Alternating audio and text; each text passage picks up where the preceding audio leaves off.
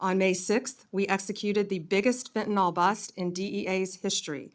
We dismantled a Sinaloa cartel that trafficked across 5 states: New Mexico, Arizona, Utah, Oregon, and Nevada. We seized 412 kilos of fentanyl pills, 11.5 kilos of fentanyl powder, and 49 illegal firearms. We arrested 16 This may look like a routine budget hearing, but it's actually a stress test of national responsibility. What's really being tested here is whether institutions designed for domestic enforcement can keep pace with threats that no longer respect borders, jurisdictions, or traditional methods of control. This raises broader questions about how modern enforcement works when global networks move faster than legislation, and when accountability is measured not in intentions, but in outcomes. In this video, we'll break down how official assurances collide with structural limits, and what this exchange reveals about power, coordination, and the true cost of delayed action. Under the 5-minute rule, and I will yield myself the first 5 minutes. As you know, Madam Attorney General, rural America, many parts of the country, including my district, continue to suffer from the lethal effects of illicit drug use and overdose deaths. How does your 26 budget propose to address drug crimes such as trafficking and the influx? What are you doing differently than in the past? Chairman, what we are doing, we are focusing all of our law enforcement agencies on getting these drugs off of our streets. Since I was a state AG, I focused on the opioid crisis. I focused with all of our agencies working hand in hand on the drug crisis. Securing our borders, I believe, was the first step. We will continue to do that. On May 22nd, I believe, Chairman, we announced the operation. What just happened is an assertion of control. But why it matters is that coordination alone doesn't equal prevention. When threats adapt faster than policy, unity becomes a talking point rather than a solution. This leads to a deeper question: whether success is being measured by effort or by impact. Success of Operation Raptor, the FBI-led DOJ operation that targeted fentanyl trafficking on the dark web. That's become a huge problem. You know, with added technology now, we have seen drug trafficking increased not only across our borders, not only through the mail, but also on the web. And that's something I believe that we can all work together on. I believe that crosses party lines. That's something that we all need to work together on. We've seized 144 kilos of fentanyl, 180 firearms, and over $200 million in currency and digital assets, working with 9 international partners and arresting 270 drug traffickers across 4 continents. And that was all because of this moment highlights impressive enforcement capability, but it also exposes a reactive model. Acting after harm occurs may demonstrate strength, but it doesn't resolve systemic entry points. The consequence is a cycle where victories are announced while the underlying pipeline remains intact. Operation Raptor. On May 6th, we executed the biggest fentanyl bust in DEA's history. We dismantled a Sinaloa cartel that trafficked across 5 states: New Mexico, Arizona, Utah, Oregon, and Nevada. We seized 412 kilos of fentanyl pills, 11.5 kilos of fentanyl powder, and 49 illegal firearms. We arrested 16 accused drug traffickers.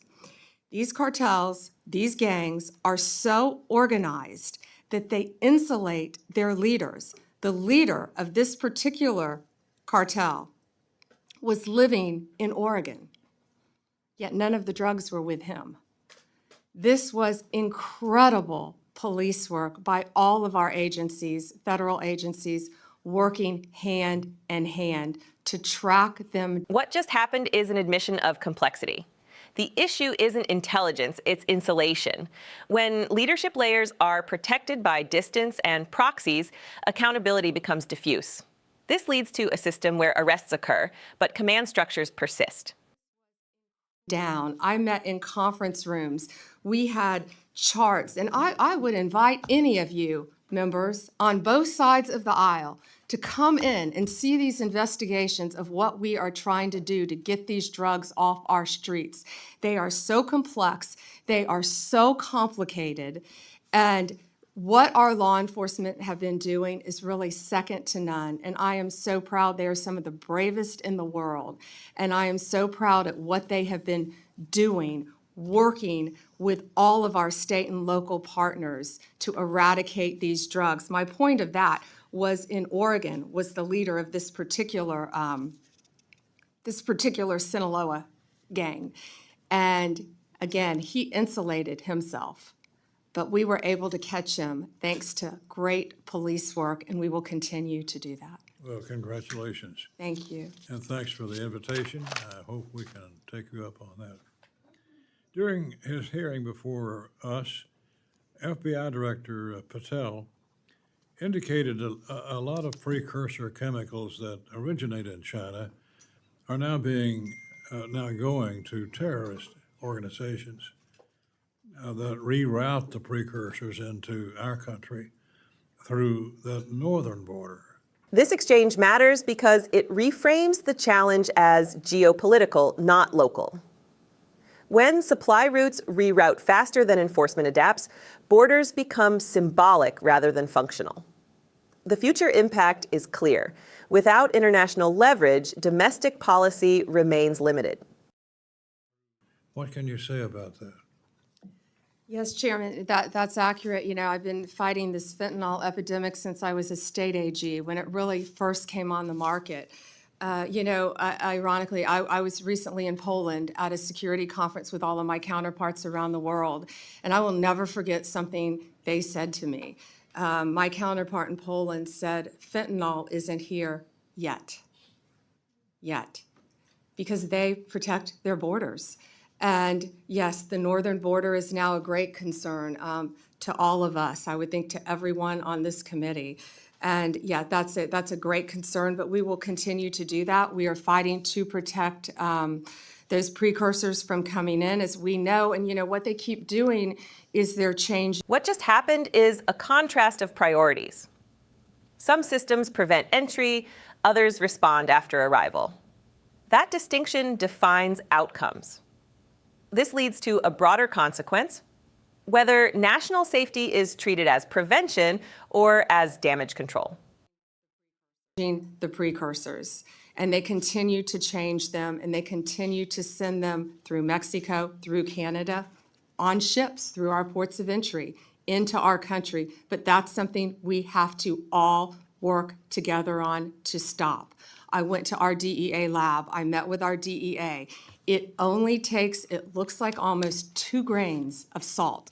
I had them put sodium chloride in a little bottle so I could show people. That's what it takes to kill you. And that's what our kids are taking. They don't realize that it is mixed in, they think they're buying a Xanax, an Adderall, I can't say this enough, an oxycodone pill. They think they are buying something else, and this junk is being laced, this poison, into these pills throughout our country. And that's something I feel like we can all work together on to try to stop. But yes, that was, a very long answer to yes, it's coming in through our northern border, but we are doing everything we can to secure that. We are working with Homeland Security very closely, and they're doing an incredible job on that as well, Chairman. This hearing wasn't about statistics or operations. It was about limits. Limits of jurisdiction, limits of coordination, limits of a system reacting to a problem that has already scaled beyond traditional control. Accountability isn't proven by effort alone. Democratic integrity depends on results, transparency, and adaptation. When institutions fall behind evolving threats, public trust erodes, quietly but steadily. If these systems are to work, they must move faster than the networks they confront. Until then, hearings like this serve as warnings, not resolutions. Subscribe to Liberty Report USA to support independent, truth-driven political analysis.